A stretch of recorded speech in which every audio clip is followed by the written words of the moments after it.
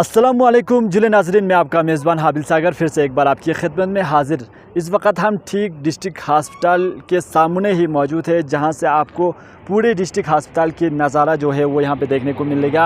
आपको बताते चलूं, इस डिस्ट्रिक्ट हॉस्पिटल की हम बात करें तो 23 साल मुकम्मल हुआ है इस डिस्ट्रिक्ट हॉस्पिटल को, लेकिन अभी भी जो है यहाँ पे सिर्फ 100 बेड का कैपेसिटी जो है वो यहाँ पे देखने को मिलता है। किस्मती की बात ये है कि अभी तक जो है इस हॉस्पिटल की हम बात करें तो यहाँ पे पेशेंट के साथ जो वीआईपी है उनको बैठने के लिए, स्टे करने के लिए यहाँ पे एक रूम जो है वो यहाँ पे देखने को नहीं मिलता है। सबसे बदकिस्मती की बात ये है, यहाँ पे इस डिस्ट्रिक्ट हॉस्पिटल करगिल में जो है अभी तक एक एमआरआई मशीन जो है वो यहाँ पे देखने को नहीं मिलता है, जिसके वजह से एमआरआई पेशेंट होते हैं उनके लिए यहाँ से श्रीनगर शिफ्ट करना पड़ता है। बदकिस्मती की बात यह है। और इसी को लेके आज सुबह जो है सोशल एक्टिविस्ट सज्जाद कारगिली का भी एक ट्वीट देखने को मिला। ट्वीट को लेके हम सज्जाद कारगिली से ही जानने की कोशिश करेंगे, आप हमारे साथ बने रहें। इस वक्त हमारे साथ बात करने के लिए सोशल एक्टिविस्ट सज्जाद कारगिली साहब हमारे साथ मौजूद है।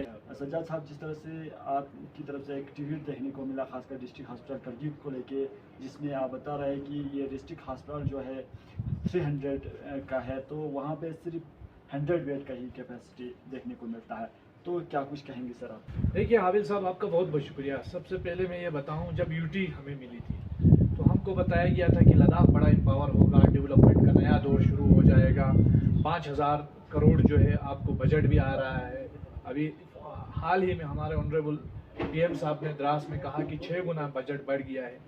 ये जो हॉस्पिटल है ये तो शुरू भी फॉर्मल जो हमारा स्टेट था उस दौर में इसका फाउंडेशन शुरू हो रहा था। तो इस यूटी आने के बाद हम जब माथुर साहब से मिले थे, जो हमारे फॉर्मर ऑनरेबल एलजी साहब थे, उन्होंने कहा था कि आपका ये हॉस्पिटल 300 बनने वाला है।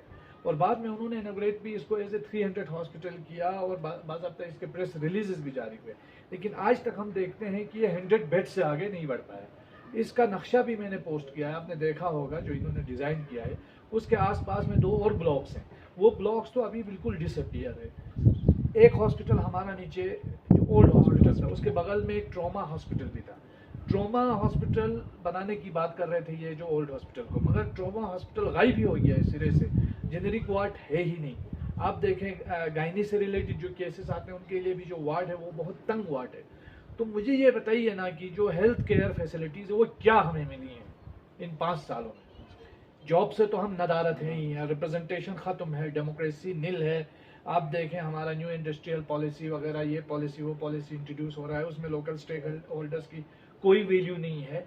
पूरी तरीके से डिसएम्पावरमेंट करने के बाद 5 अगस्त को कौन सजेशन बनाया जा रहा था? मैं ये सवाल पूछना चाहता हूँ यूटी एडमिनिस्ट्रेशन से। एक एमआरआई मशीन के लिए यहाँ जगह नहीं है, आपने एक एमआरआई मशीन यहाँ नहीं ला पाए।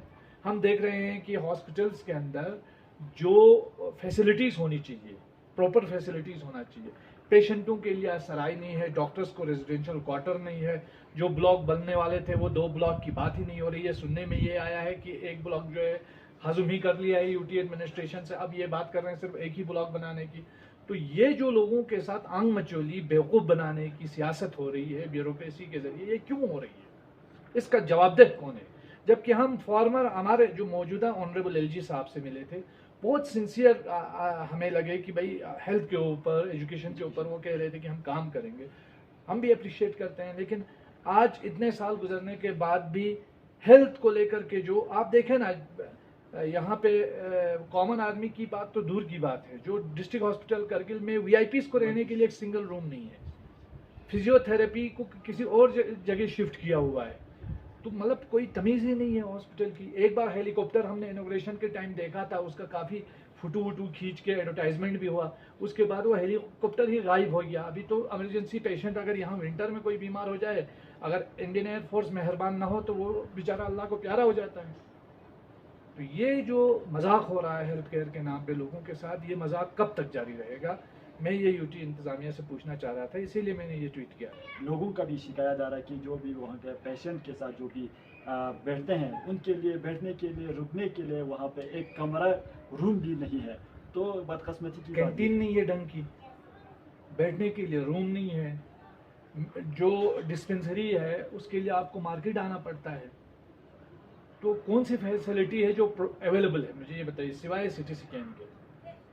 डॉक्टर्स दिन रात हमारे मेहनत करते हैं, ठीक है इंसान है, कमी पेशी रहती होगी, मैं ये नहीं कहता हूँ, लेकिन जितने डॉक्टर्स हैं वो काफ़ी मेहनत से काम करते हैं, लेकिन उनके लिए भी फैसिलिटीज़ चाहिए ना। पिछले साल आपको मालूम है कि 2022-23 में हमारे यहाँ कोई छत से भी गिर जाता था उसको लेह या श्रीनगर शिफ्ट करते थे, क्योंकि सिटी स्कैन नहीं था। आज यही हालात है। अगर 300 बेड हॉस्पिटल, क्योंकि करगिल डिस्ट्रिक्ट के लोकल्स के साथ साथ जो हमारे सिक्योरिटी से रिलेटेड लोग हैं, यहाँ ऑफिशियल्स हैं, जो जवान हैं, वो भी करगिल डिस्ट्रिक्ट हॉस्पिटल पे डिपेंड करते हैं, निर्भर करते हैं। तो ये एक बॉर्डर एरिया है, बहुत ही ज़रूरत भी है। यहाँ से द्रास तक कोई ट्रॉमा सेंटर ही नहीं है, यहाँ से लेह तक बीच में कोई ट्रॉमा सेंटर नहीं है, यहाँ से ज़ांस्कार तक कोई ट्रॉमा सेंटर नहीं है। तो ये 6000 करोड़ का शोषण क्या है? हेल्थ फैसिलिटीज़ को लेकर, एजुकेशन की तो मैं बात ही नहीं कर रहा हूँ, क्योंकि एक तबाहशुदा इदारा हो गया है अभी। यूनिवर्सिटी के नाम पे यहाँ लोगों के साथ मजाक हो रहा है। रेक्टर है ही नहीं, एक रेक्टर था वो गायब हो गया, अब तो है ही नहीं। ठीक है, उनको तो उनका टाइम निकल गया। आउटसोर्सिंग के नाम पे नौजवानों का इस्तेहसाल, एक्सप्लॉयटेशन हो रहा है। ये तो आउटसोर्सिंग एक बहुत बड़ा स्कैम है। मैं चाहता हूँ अगर यूटी एडमिनिस्ट्रेशन करप्शन पे पाबंदी आयद करना चाहता है तो सबसे पहले ये आउटसोर्सिंग बंद कर दे, क्योंकि ये एक बहुत बड़ा माध्यम है आज की डेट में। आपने अभी जिक्र किया, खासकर डिस्ट्रिक्ट हॉस्पिटल को लेके भी हम बात करें तो वहाँ पे भी अभी इस तरह के अगर हालात पेश आते हैं तो वहाँ पे सीधे से देखने को मिलता है कि करप्शन इसमें भी हुआ है। और साथ ही साथ खासकर अभी जो नेशनल हाईवे बनते जा रहे हैं, जो करगिल से ज़ांस्कर नेशनल हाईवे बनने जा रहे हैं, तो सर वहाँ पे भी अभी जो है कुछ जगहों पर जो है अभी भी करप्शन देखने को मिलता है। तो वहाँ पे खासकर चाहे काउंसिल के रिप्रेजेंटेटिव की हम बात करें, चाहे यूटी एडमिनिस्ट्रेशन की हम बात करें, तो कोई भी इस नेशनल हाईवे को लेके सीरियस नहीं है। तो क्या लगता है आपको? देखिए, कौंसल की तो कोई वैल्यू नहीं है। कौंसल सिर्फ एक डाकिए का काम कर रहा है, पोस्टमैन का। जो आता है वो डिस्ट्रीब्यूट करता है, उससे ज़्यादा कौंसल के पास पावर्स नहीं है, चाहे लेह कौंसल हो, करगिल कौंसल हो। और ये लद्दाख के लोगों के ऊपर एक बहुत बड़ा जुल्म है कि लद्दाख हिल काउंसिल से उसके पावरात, अख्तियारात छीन लेना। बिजनेस रूल डिफाइन नहीं है, ब्यूरोक्रेट्स जो है वो कौंसल के अंदर हैं या कौंसल ब्यूरोक्रेट्स के अंदर है, हमको नहीं पता। मेन जो यहाँ पे जिसका हेजमोनी है, जिसका गलबा है, डोमिनेंस है, वो यहाँ की ब्यूरोक्रेसी है। ब्यूरोक्रेसी जिसको जब चाहे वो जो है अपनी मर्जी से, आजकल आप देख रहे हैं कॉन्ट्रैक्ट्स में क्या कुछ हो रहा है। हमारे लोकल कॉन्ट्रैक्टर्स का जो है वो तकरीबन यहाँ से जो है वो नदारत हैं, आजकल दिखते ही नहीं है। पॉलिसीज़ इंट्रोड्यूस की जा रही हैं, अभी न्यू इंडस्ट्रियल पॉलिसी इंट्रोड्यूस की गई है। मैं तो समझता हूँ ये तो लैंड ग्रेबिंग पॉलिसी है, क्योंकि इसमें हिल काउंसिल का तो है ही नहीं। अभी बहुत सारी चीज़ें हैं, इस पर मैं इंशाल्लाह कुछ दिनों में इनको कमेंट्स भी दे दूँगा, जो यूटी एडमिनिस्ट्रेशन ने बाज़ाब्ता जो इस पर कमेंट्स मांगे हैं। लेकिन मुझे पता है ये सब फॉर्मेलिटी है, बिलाकर करना वही है जो इनको मानना है। तो लोकल स्टेक होल्डर जब कौंसल को ही इन्होंने साइडलाइन किया है, उसकी कोई हैसियत नहीं रही, तो मुझे ये बताइए कि आम आदमी की क्या वैल्यू रहेगी। और रही बात करप्शन की या किसी और चीज़ की, ट्रांसपेरेंसी की, तो ये देखना यूटी इंतज़ामिया का काम है, इसको वॉच करना यूटी इंतज़ामिया का काम है। आज हम देखते हैं जोजिला से लेकर ज़ांस्कर हाईवे तक जो इवन काम करने वाले लोग हैं, बहुत शिकायतें हम सुनते हैं। कभी हमारे लोकल लेबर्स को निकाल करके बाहर के लेबर्स को रिप्लेस किया जाता है। प्रायोरिटी लद्दाख के लोगों को दी जानी चाहिए। लद्दाख को अगर एम्पावर करने के लिए यूटी दिया है तो लद्दाख को एम्पावर होने देना चाहिए ना। अगर लद्दाखियों का गला गोंदने के लिए अगर यूटी दिया है तो वो अलग बात है। ये जुल्म है, इस जुल्म और नाइंसाफ़ी के खिलाफ हम आवाज़ बुलंद करते रहेंगे। ये हमारा जमहूरी और डेमोक्रेटिक हम है, हम एक प्राउड इंडियन हैं, और अपना प्राउड इंडियन होने के लिए हम ये चाहते हैं कि जो नेशनल इंटरेस्ट है ना, वो सिर्फ टेरिटरी से नहीं होता है उसका सर्विस। नेशनल इंटरेस्ट का सर्विस नेशन के लोगों की खिदमत से होता है।